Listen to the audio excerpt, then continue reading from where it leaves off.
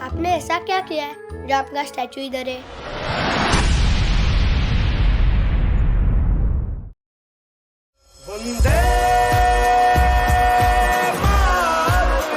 आप सभी को लाल बहादुर शास्त्री जी के और महात्मा गांधी जी के जन्म दिवस पर हार्दिक शुभकामनाएं। ये वीडियो स्टार्ट करने से पहले मेरी सभी से एक रिक्वेस्ट है कि इस वीडियो को एकदम न्यूट्रल रहकर देखें, बिना किसी पॉलिटिकल पॉइंट ऑफ व्यू के साथ देखें, क्योंकि ये वीडियो हमने स्पेशली बनाया है पेरेंट्स के लिए और बच्चों के लिए कि गांधी जी के जीवन से हम बच्चों को क्या सिखा सकते हैं, कौन से वैल्यूज और कौन से गुण हैं जो बच्चों में लाए जा सकते हैं। ऐसा नहीं कि बच्चे स्कूल में गांधी जी के बारे में नहीं पढ़ते हैं, लेकिन ओनली फॉर द मार्क्स। हम यहाँ पे आपको बताएंगे कि कैसे हम बच्चों में वो गुण ला सकते हैं और वो गुण कौन से हैं। चलिए इस वीडियो में देखते हैं। इस वीडियो को स्टार्ट करते हैं एक कहानी से। महात्मा गांधी जी को एक पत्र मिलता है, एक लेटर मिलता है। उस लेटर पे पिन्स लगे होते हैं। गांधी जी उस लेटर को बहुत ही बारीकी से पढ़ते हैं, पेज बाय पेज, और उसमें से पिन्स निकालकर अपने पास रखते हैं और उस पेज को बाद में फाड़ देते हैं और फेंक देते हैं। ये देखकर उनके सेक्रेटरी यानी महादेव देसाई उनसे सवाल पूछते हैं कि बापूजी, आपने ये पत्र फाड़ा क्यों? आपको इसका जवाब भेजना चाहिए। तब महात्मा गांधी जी कहते हैं, इस लेटर में खाली एक ही चीज मेरे मतलब की थी, वो थी ये पिन्स, और इस लेटर में मेरे बारे में खाली गालियां थी जो मेरे मतलब की नहीं। इस कहानी से हम यही सीख सकते हैं कि अपनी जिंदगी में जितने भी मतलब की चीजें होती है उसको ही सीखें और बिना मतलब की चीजों को अपने लाइफ से निकाल फेंकें। 15 अगस्त 1947, ये डेट तो आप सभी को याद होगी क्योंकि इसी दिन हमें मिली थी आजादी।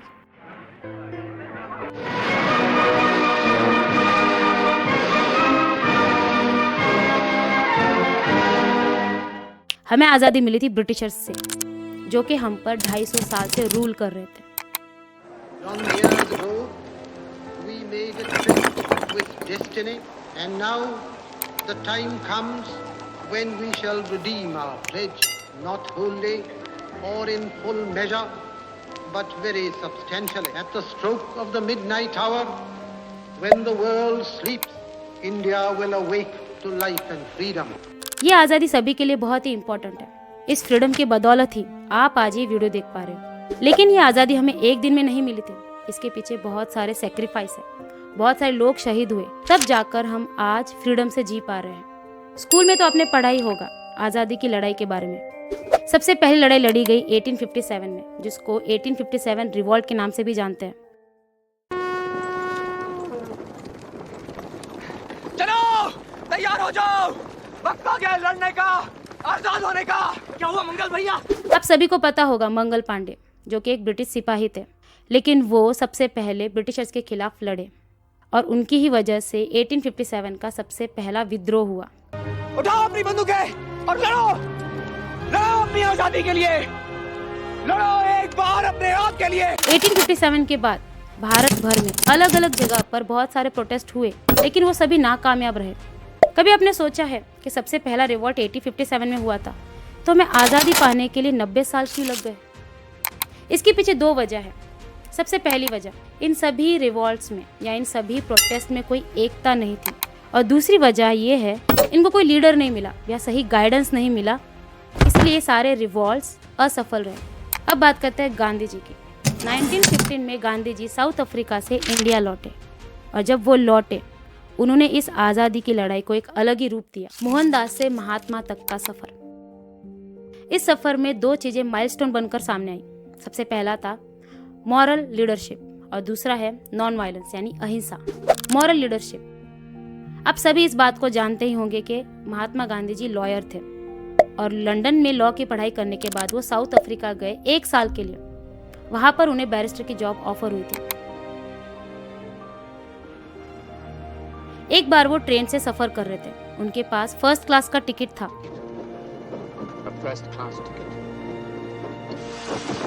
फिर भी उन्हें ट्रेन से नीचे उतारा गया, ये कहकर कि वो इंडियन है।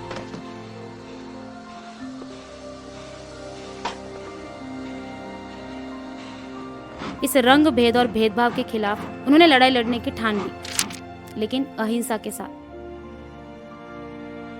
वहां पर रह रहे सभी भारतीयों के लिए वो लड़े 20 साल तक, और इस लड़ाई में ही उन्हें समझ में आया कि अहिंसा में क्या ताकत है। इस अहिंसा के साथ हम बड़े से बड़े लड़ाई को लड़ सकते हैं और जीत भी हासिल कर सकते हैं। इसी सोच के साथ वो इंडिया वापस आए 1915 में, और ये ठान लिया कि वो ब्रिटिशर्स के खिलाफ लड़ेंगे, लेकिन अहिंसा के साथ। इस बात को आप याद रखें कि साउथ अफ्रीका ने बहुत ही इंपॉर्टेंट रोल प्ले किया था गांधी जी के विचारों में बदलाव लाने के लिए। मोहनदास से महात्मा तक बनने के सफर में दूसरा माइलस्टोन है नॉन वायलेंस यानी अहिंसा। गांधी जी दुनिया भर में सत्य और अहिंसा के लिए जाने जाते हैं। जब वो साउथ अफ्रीका से भारत लौटे तब वो इस इरादे के साथ लौटे थे कि वो कभी हथियार नहीं उठाएंगे, लेकिन लड़ेंगे जरूर। जरा आप सोचिए, किताबों में पढ़ना, वीडियो में देखना बहुत आसान लगता है कि अहिंसा के साथ लड़ो। जरा आप खुद को 100 साल पीछे लेकर जाइए और गांधी जी की जगह पर खुद को सोचिए। आपको लड़ाई लड़नी है ब्रिटिश सत्ता के खिलाफ, वो भी बिना हथियार उठाए। आजकल तो हम छोटी छोटी बात पे भी भड़क जाते हैं। हम ट्रैफिक सिग्नल पे भी छोटी बात पर लड़ाई को देख सकते हैं। इतना इनटॉलरेंस आ चुका है लोगों में। इसलिए गांधी जी को महात्मा कहते हैं कि उन्होंने अहिंसा के साथ लड़ाई लड़ी और जीती भी। गांधी जी इस सोच को मानते थे कि एक हिंसा दूसरे हिंसा का बीज होती है और फलस्वरूप होती है तबाही। गांधी जी यही बोलते थे, हिंसा के साथ की गई लड़ाई या फिर हिंसा के साथ पाई गई आजादी हमेशा आजादी के रूप में नहीं रहती, वो हमेशा एक और हिंसा को जन्म देती है। गांधी जी के सोच को सही साबित करता है आज का Bangladesh. Well, disturbing news coming in from Bangladesh. आप सभी ने न्यूज में देखा ही होगा कि बांग्लादेश में बहुत ही हिंसा भड़की है, लोग एक दूसरे को मार रहे हैं। लेकिन ये नहीं पता होगा कि इसकी असली वजह यानी इसका बीज बोया गया था 1971 में, जब बांग्लादेश पाकिस्तान का हिस्सा था। उस समय के बांग्लादेश को ईस्ट पाकिस्तान के नाम से बुलाया जाता था। उस समय के लोगों ने लड़ाई झगड़ा कर हिंसा दिखाकर बांग्लादेश को पाकिस्तान से आजाद तो किया, लेकिन उन्हें ये नहीं पता था कि दरअसल वो 2024 में होने वाले हिंसा का बीज बो रहे हैं। और उसके रिजल्ट, उसका परिणाम आज हम देख रहे हैं कि एक हिंसा से दूसरी हिंसा होती है। ये तो एग्जाम्पल था आज का। अब देखते हैं इतिहास में ऐसे कौन से एग्जाम्पल थे जो गांधी जी की बात को सही साबित करते हैं। वर्ल्ड वॉर 1 और वर्ल्ड वॉर 2 के बारे में आपको पता ही होगा। Actually world war 1 world war 2 का बीज था, जिसकी वजह से एक और हिंसा हुई। गांधी जी ने इस बात को समझ लिया था कि अगर वर्ल्ड वॉर 2 चालू हो गया तो इसके परिणाम बहुत ही बुरे हो सकते हैं। इसीलिए पहले ही उन्होंने एडोल्फ हिटलर को बताने के लिए 2 लेटर लिखे और उन्होंने रिक्वेस्ट की कि एडोल्फ हिटलर इस वॉर को चालू ना करे, क्योंकि गांधी जी ने देख लिया था कि इस हिंसा के परिणाम सही नहीं रहेंगे।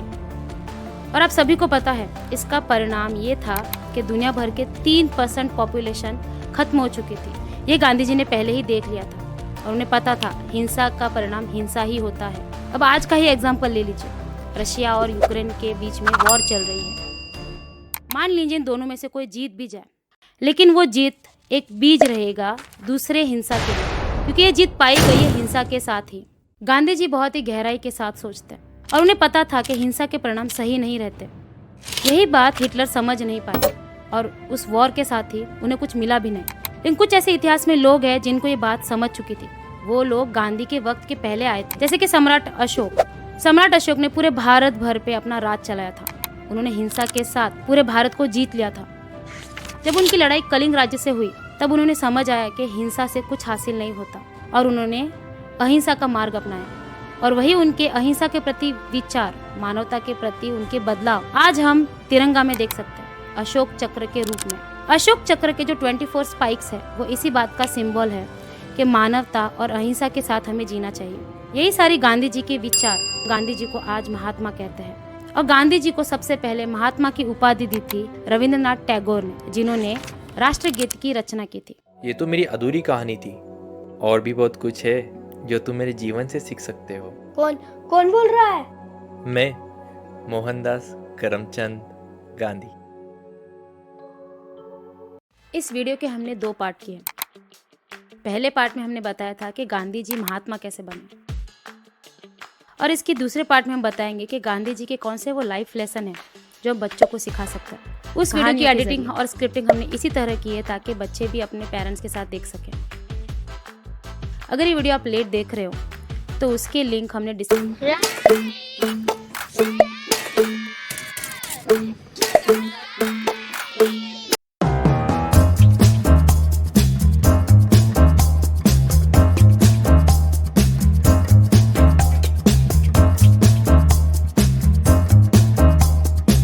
आप भी अपने बच्चों के क्रिएटिविटी को सपोर्ट करने के लिए इस एड्रेस पर उनके ड्राइंग्स को भेज सकते हो या फिर हमें ईमेल कर सकते हो, ताकि हम दुनिया के सामने आपके बच्चों के टैलेंट को रिप्रेजेंट कर सकें।